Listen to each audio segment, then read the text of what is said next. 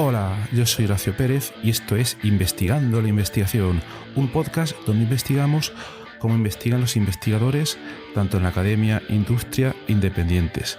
Todo ello mediante entrevistas y debates abiertos, técnicas y estrategias para mejorar todas las partes del proceso investigador y, no menos importante, opiniones abiertas que espero llamen tu curiosidad y te hagan también reflexionar.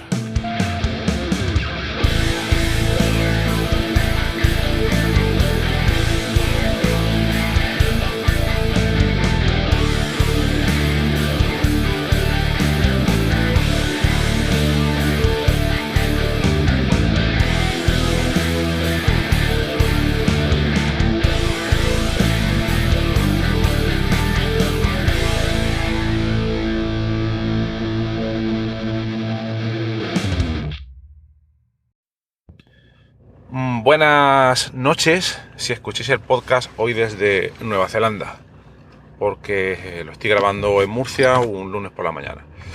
Bien, pues continuamos, porque aún quedan muchas cosas que decir en esta serie sobre el uso de herramientas de inteligencia artificial en nuestros procesos de investigación. Hoy vamos por el 5º episodio de la serie. Hoy os voy a hablar sobre cómo utilizar estas herramientas para escribir proyectos de investigación, que también es un tema muy importante en todos los procesos investigadores. Bien, todos sabemos el esfuerzo que hay que dedicar, que a veces puede ser incluso mayor que el que requiere el escribir un artículo de investigación.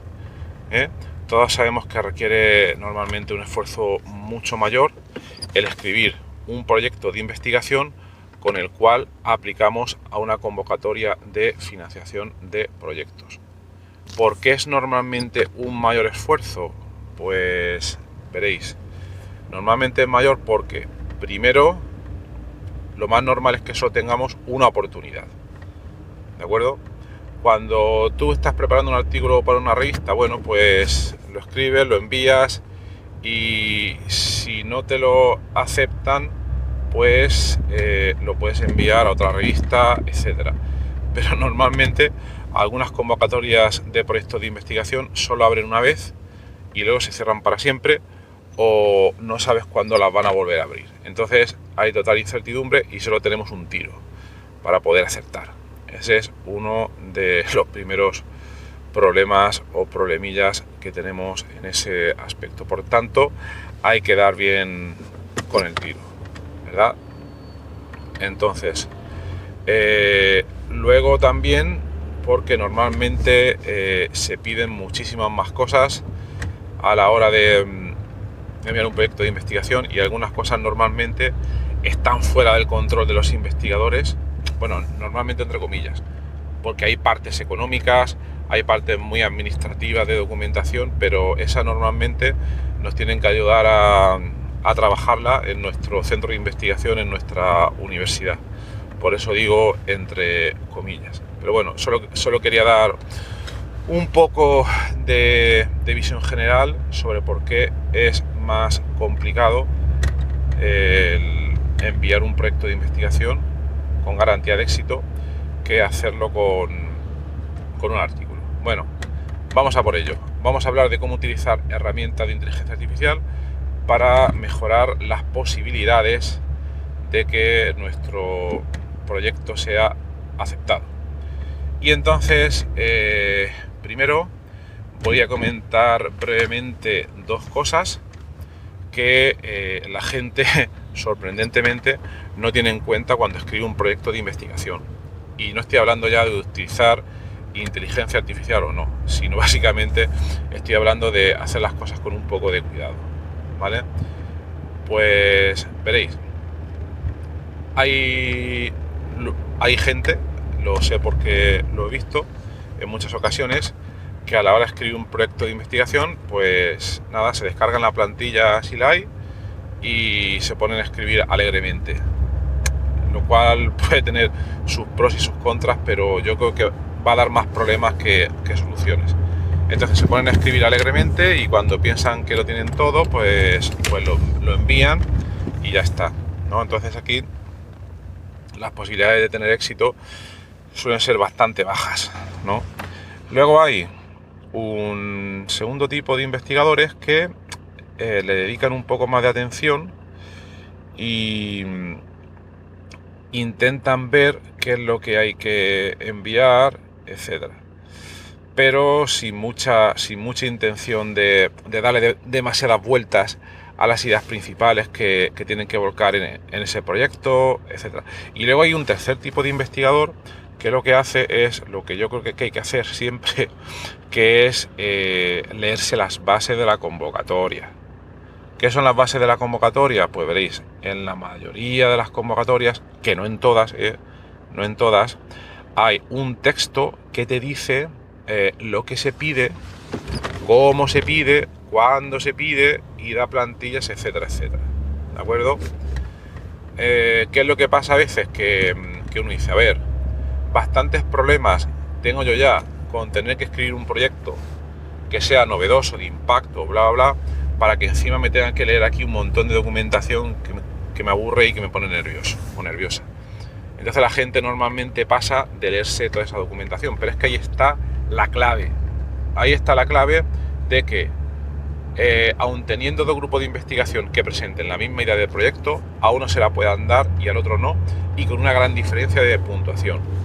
¿Dónde está la clave? Pues en leerse esas bases. Esas bases nos dirán lo que le gusta a la organización a la cual vas a enviar tu proyecto. Y nos van a decir cosas como, por ejemplo, cómo quieren que se lo escribas, qué cosas tienes que resaltar cuando escribes tu proyecto, cómo tiene que estar organizado el documento y muchas otras cosas. Entonces es importantísimo, uno, porque a veces son criterios blanco o negro. Me explico. Si por ejemplo en la convocatoria pone que cierto documento tiene que tener un máximo de 4 páginas, pues tiene que tener un máximo de 4 páginas. Y si no te lo lees, aunque seas un premio Nobel, pues te van a tumbar el proyecto, o te lo deberían de tumbar, ¿de acuerdo? Por ejemplo, aquí en España, hace algunos años, en la convocatoria del Plan Nacional, que es una de las más importantes, no sé por qué, pero es una de las más importantes, pusieron un nuevo requisito, que era que cuando el investigador principal enviaba su currículum, este tenía que tener no más de 4 páginas. Y alguien dijo, ¡guau! Si yo he hecho muchas cosas, a mí no me caben 4 páginas, voy a enviar más. Y envió 5 o 6. ¿Qué es lo que pasó? Que se lo tumbaron sin darle la oportunidad a leer el proyecto ni nada, ¿no? Y luego hubo trifulca, el investigador se quejó, etcétera, etcétera, pero el caso es que lo ponía en las bases de manera clara. No puede tener más de 4 páginas. Y ahí quedó la cosa. No le dieron el proyecto por mucha pataleta que diera el otro investigador. Entonces, no me quiero extender más en esto, pero esta parte hay que hacerla. Y esta parte, de momento, yo creo que es una de las primeras que hay que hacer, ¿vale?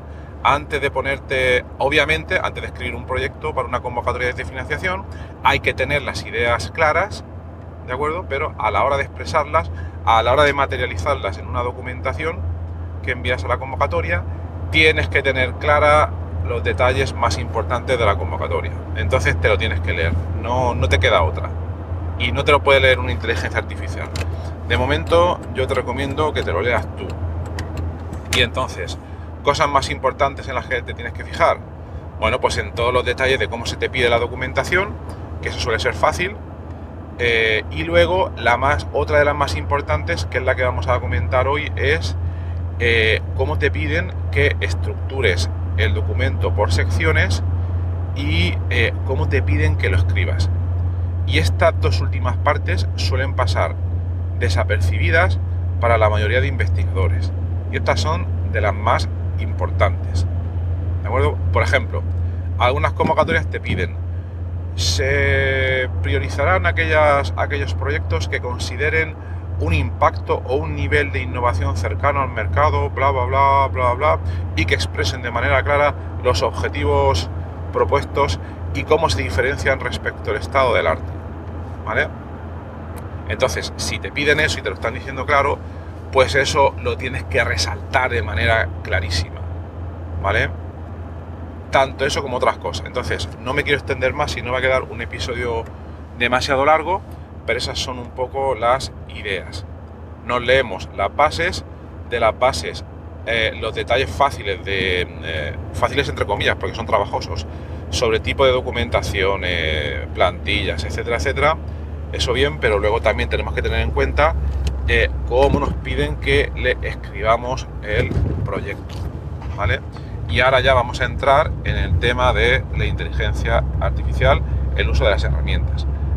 Bien, pues para lo que voy a comentar ahora ya lo voy a hacer de manera bastante resumida, porque en los otros 4 episodios anteriores ya he comentado muchísimo, he comentado algunas cosas, algunos rudimentos principales sobre cómo utilizar estas herramientas. Entonces muchos de ellos no los voy a repetir, pero me voy a centrar, como he hecho anteriormente, en el uso de ChatGPT, aunque esto va a cambiar en los próximos meses o incluso próximas semanas, así que ojo. Bien, pues entonces lo primero que tenemos que tener claro es tener la idea de proyecto. Eso de momento hay que tenerlo claro, no nos lo puede hacer la inteligencia artificial con nosotros. Vamos a suponer que la tenemos y que nos hemos leído las bases y que ya sabemos el formato del documento, la documentación que nos piden, etcétera, etcétera, ¿vale? Por ejemplo, la memoria tiene que tener máximo de 20 páginas, las secciones son las que sean, etcétera, etcétera. Y ya lo primero que intentaría hacer es, sin ninguna herramienta de inteligencia artificial, hacer un esquema, un esbozo, sin escribir texto continuo, texto completo, de los principales puntos que escribiría en cada una de las secciones del documento. Por ejemplo, estado del arte, pues 4 o 5 puntos, ideas principales que ahí consideraría. Igualmente en metodología, etcétera, etcétera. Entonces primero doy una pasada completa a todas las secciones. Si las ideas las tienes claras, el reflejar los principales puntos de esas secciones te debería de llevar, dependiendo de la complejidad del documento, de la plantilla, etcétera, yo creo que entre 2 horas y 4 horas, ¿vale? Vamos a suponer que ya lo tienes hecho y que ya has decidido las principales ideas que vas a reflejar ahí. Entonces, el siguiente punto que tendría en cuenta, el siguiente paso es que daría ahora una segunda pasada. Ya he hecho el esfuerzo de reflejar las ideas, daría una segunda pasada intentando, ya mediante escritura libre y sin pensarlo mucho, expandir todas esas ideas en texto, ¿vale? Media página cada sección o algo así, ¿vale? Bien, y una vez llegados ahí, ya vamos a echar mano de la ayuda de las herramientas de inteligencia artificial, en concreto, como he dicho, ChatGPT. Entonces lo que haría es lo siguiente. Imaginaos que vamos a la sección de estado del arte, ¿no? Entonces, previamente, como comentaba, ya hemos leído en la base de la convocatoria lo que se pide en cada una de esas secciones. Y ahí tendremos probablemente del texto de la convocatoria una descripción. Pues imaginaos que esa descripción es una descripción de 5 líneas, 7 líneas o lo que sea. En esta convocatoria se pedirá bla, bla, bla, bla. Pues entonces, lo que hacemos es decirle a ChatGPT, oye, bueno, lo de hoy es un decir, ¿no? Por favor, teniendo en cuenta lo que pide la convocatoria para la sección de estado del arte, que es, y luego abrimos comillas y pegamos el texto de los requerimientos, cerramos comillas, coma, y a continuación reescríbeme el texto que te voy a pasar a continuación. Pumba. Y le damos. Y entonces, si le hemos pasado la información de manera correcta, nos debería reescribir todo ese primer texto que hemos escrito nosotros, de unas 5 líneas por sección aproximadamente, para empezar, teniendo ya en cuenta todos los puntos clave que se piden en la convocatoria, con una serie de ideas, ¿vale? Entonces, además, eso es lo primero que probaría. Luego, 2 variaciones de esta idea para que funcione todavía mejor. Primero, antes de pedirle cualquier cosa, sugerirle un contexto, ¿vale? Un contexto quiere decir para que todo lo que le digamos no sea un poco sin ton ni son, sino que sepa un poco lo que queremos conseguir nosotros. Entonces, antes de decirle nada, yo le diría, por favor, actúa como si fueras un escritor de proyectos de investigación que aplica a convocatoria de financiación y que eres muy exitoso y que has conseguido ya mucho dinero en todas estas convocatorias. Coma. Y si quiero, intento añadir algún detalle diciendo, los proyectos a los que has aplicado son del país X, la convocatoria Y. Vale, pumba. Y entonces, así añadimos un poco más de información contextual por si con los datos que ha sido entrenado ChatGPT tuviera datos de esas convocatorias, aunque no es estrictamente necesario, ¿vale? Ese sería el primer punto con el que podemos tener un poco de mejora, ¿vale? Y lo hacemos por lo que he comentado anteriormente, ¿de acuerdo? Perdón por el cambio de orden, pero estos capítulos los grabo sin escaleta siempre, como os habéis dado cuenta, y entonces hay cosas que se me olvidan y que me voy acordando en directo. Es lo que hay, ¿vale? Bien, entonces, de esta manera ya tendríamos una primera versión del texto con extensión corta de lo que queremos escribir ahí. Luego, lo que habría que hacer a continuación es hacer lo mismo con todas las secciones y ya tendríamos un primer borrador completo. Entonces, lo que haría a partir de ahí es, una vez tenemos ese borrador completo, intentaría expandir más el texto, ya escribiéndolo yo, es decir, sin herramienta de inteligencia artificial, para expandir las partes que me piden, porque si me piden, porque es probable que todavía me dé cuenta de que me faltan detalles en algunas secciones, etcétera. Porque tened en cuenta que he partido primero de un esquema, luego de 5 líneas de texto y luego lo que me ha completado es ChatGPT. Y va a ser insuficiente, casi que seguro. Entonces ya vería de qué cosas me faltan por añadir, etcétera, etcétera. Entonces aquí es donde hay que trabajar un poco. ¿Cuánto? Pues va a depender de la extensión que te pidan, etcétera, etcétera. Pero aquí esto ya depende pues, de vosotros. Vale, vamos a suponer que después de un día, 2 días, una semana, el tiempo que sea, ya tenéis el texto mucho más completo para esa sección. Entonces, otra vez, ahora lo que haría es darle una tercera pasada con ChatGPT y ahora lo que le diría es que me revise el texto que he escrito ahí para ver si cumple con lo que me pide la convocatoria, con esa sección, con esos detalles de la convocatoria que previamente nosotros habíamos leído. Y esto está explicado más en detalle en el capítulo anterior es justo el episodio anterior a este. Cómo hacer que la inteligencia artificial actúe como revisor. Entonces le pediríamos, por favor, revísame el siguiente texto de la convocatoria X, de la sección X, le decimos el nombre de la sección, por favor, revísamelo, teniendo en cuenta lo que pide la convocatoria, e indícame en qué partes se cumple lo que me pide y en qué partes no se cumple. Y explícamelo. Pumba. Y le pegamos el texto de lo que hemos escrito.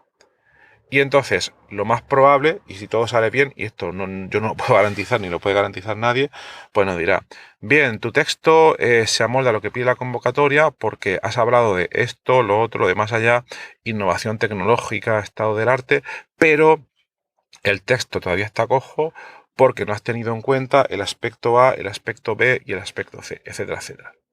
Y ahí nos está dando un feedback súper importante para mejorar nuestra propuesta. Y ahí ya pues dependería de nosotros. Entonces esto lo haríamos con todas las secciones y de esta manera, después de esta segunda o tercera pasada que he perdido el hilo, pues ya tendremos una versión mucho más mejorada, la cual si queremos podemos otra vez añadir un poco de escritura para rellenar aquellos huecos que pensamos que nos faltan de nuestras ideas iniciales y repetir otra vez el proceso de revisión mediante la herramienta ChatGPT. ¿De acuerdo? Como veis, aquí nadie os promete que sea fácil el camino, pero lo que sí os puedo asegurar es que si tenéis en cuenta, 1, el leer las bases de la convocatoria y 2, hacer que ChatGPT os revise el texto escrito y ver si cumple lo que pide en la base de la convocatoria, la calidad de vuestra memoria puede incrementarse sustancialmente, de verdad, os lo aseguro. Requiere trabajo, pero es que si estáis en el mundo de la investigación, esto es así, ¿eh? Esto requiere trabajo y estar ahí picando, pico y pala, ¿no? Como se dice en algunos sitios. Bueno, pues nada más. Este capítulo creo que ha quedado un poco largo, pero era yo creo que necesario explicar una serie de cosas que eran necesarias para poder entenderlo. Y lo dejo aquí. Espero que te haya sido interesante como siempre. Y si quieres comentar y discutir con otros compañeros de viaje e investigadores, pues te puedes venir a nuestra comunidad de investigadores en WhatsApp en la dirección horacio-ps.com/comunidad. Y hemos abierto ahí un nuevo canal de herramientas de inteligencia artificial para los procesos de investigación, aunque tenemos muchísimos otros también donde discutir sobre muchos diversos temas relacionados. Pues nada más, que tengas un maravilloso día. Hasta luego.